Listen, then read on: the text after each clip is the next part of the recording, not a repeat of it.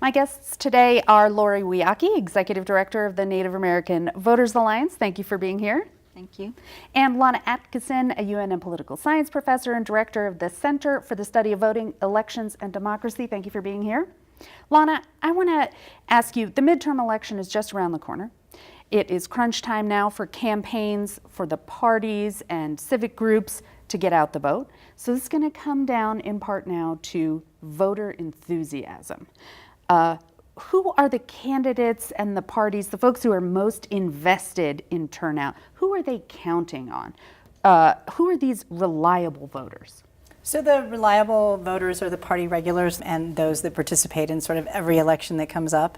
Probably about 30% of voters are likely to be in that category, and then the rest are voters that have to be mobilized. So if the most partisan, the most loyal are the ones who they're counting on, these folks in the middle who we're not counting on, do they have a special amount of power? Well, certainly the people who are vote closer to election day, who haven't decided, those voters are the ones who usually sort of go with the winner, and are waiting back to see what happens and sort of see if they get information from people to make a decision. So that's why folks are knocking on doors still, making those last minute calls, just trying to reach them up until the absolute last minute that polls close. That's right. Mm-hmm. Lori, what are some of the races that are driving folks to get excited in Indian country? What has got them particularly interested in this election? So I think for us, we're really tuned into a lot of what's happening at the national level.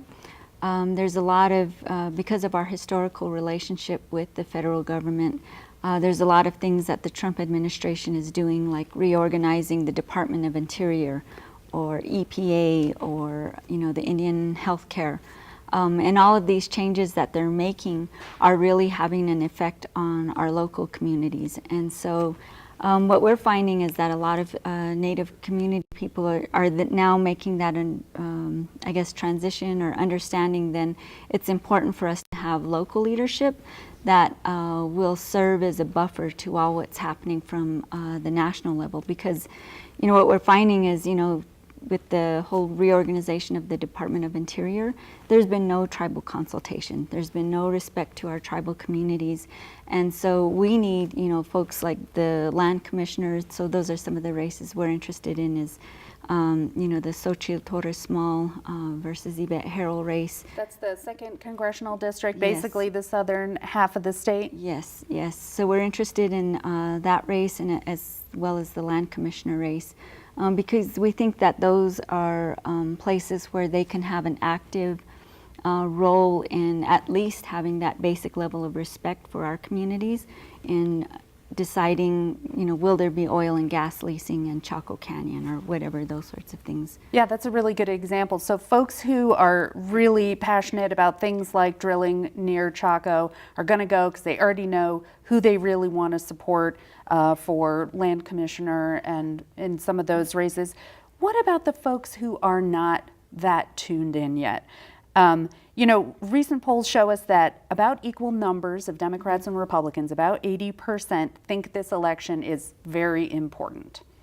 But those numbers are far lower for people under 30, for independents, and for Hispanic and Native voters.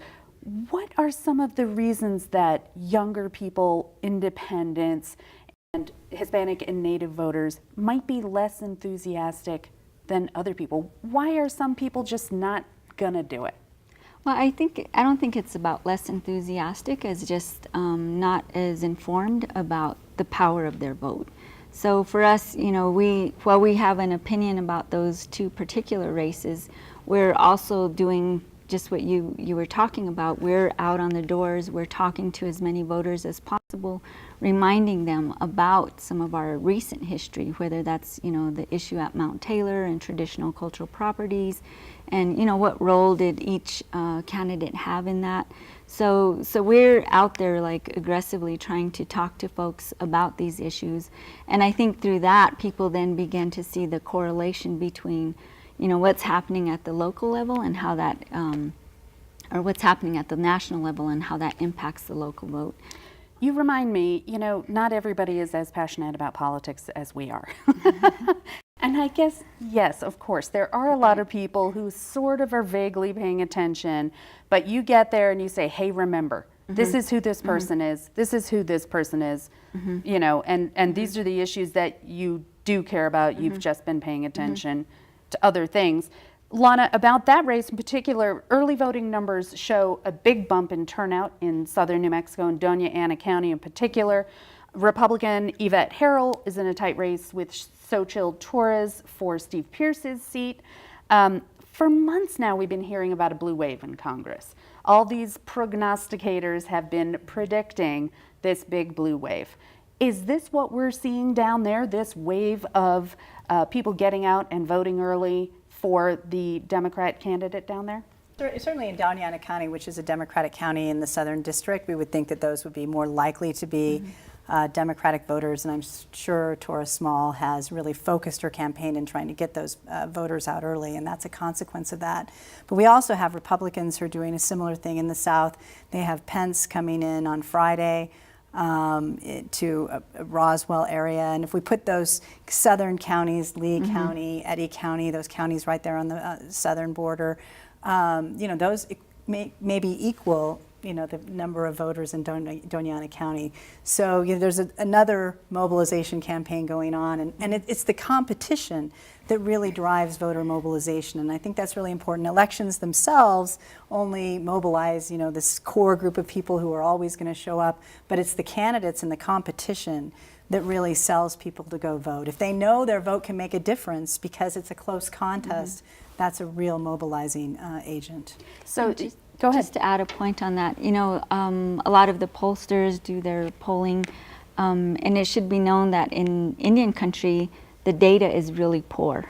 So we don't have a lot of Native people that are being called, asked, you know, who are you voting for? Are you planning to vote? All these sorts of questions, which then means, I think by and large, we're not included in that, those numbers to say like who's ahead or who's behind, which is really why we think that the Native vote can actually have a significant impact on some of these races.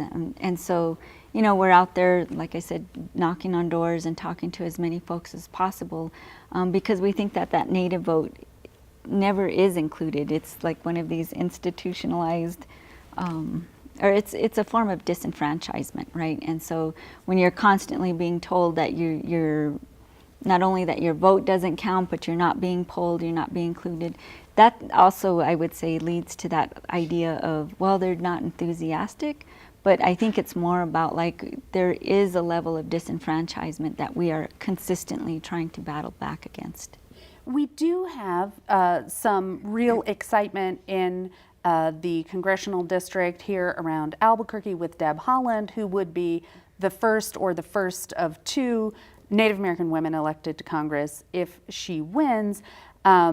Is this motivating people? Is this important? Is this something that people are excited about? Or is the race not that competitive so people are not, what Lana was saying, that they don't really feel like it's going to matter?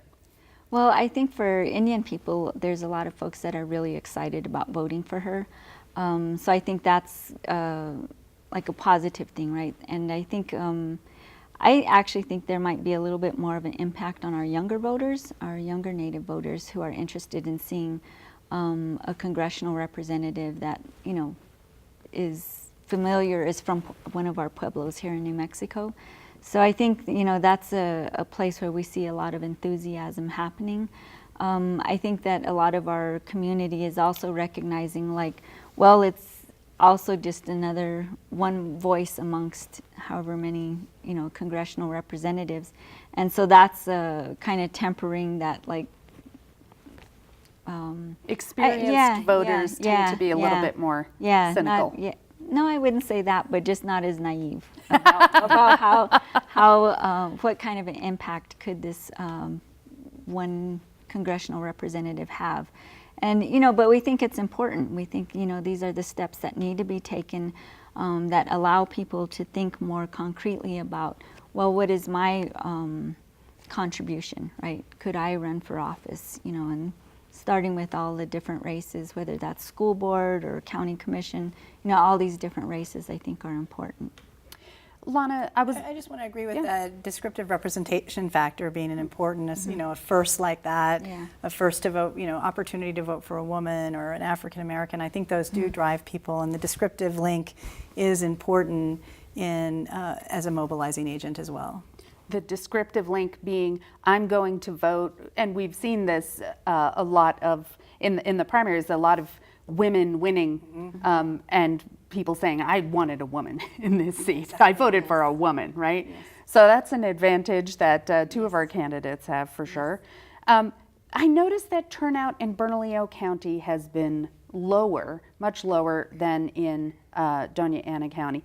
Is that because the big races here are not as competitive, not as exciting to them? Yeah, that would be my take on that. That, you know, you really have all the action going on in CD2. You can't turn on your TV without getting a CD2 commercial or a governor's commercial, and so those are really mobilizing agents. That's really a big election down there, and you know, these numbers speak to that. Yep, Pierce has had that seat for a long time, punctuated by Harry Teague, but he's been down there a long time, so this is an opportunity for people to shake things up if they want to. Lori, I want to talk about barriers to voting. You know, we're talking about all these last-minute pushes to get people out the door. What are the barriers to getting people to the polls in Indian Country? There's a lot, you know, from the lack of infrastructure, so it could be as basic as terrible roads, and on a day like this where it's raining, you know, that can be a real barrier for getting people to the polls. You know, those sorts of things, no broadband, all that sort of issue.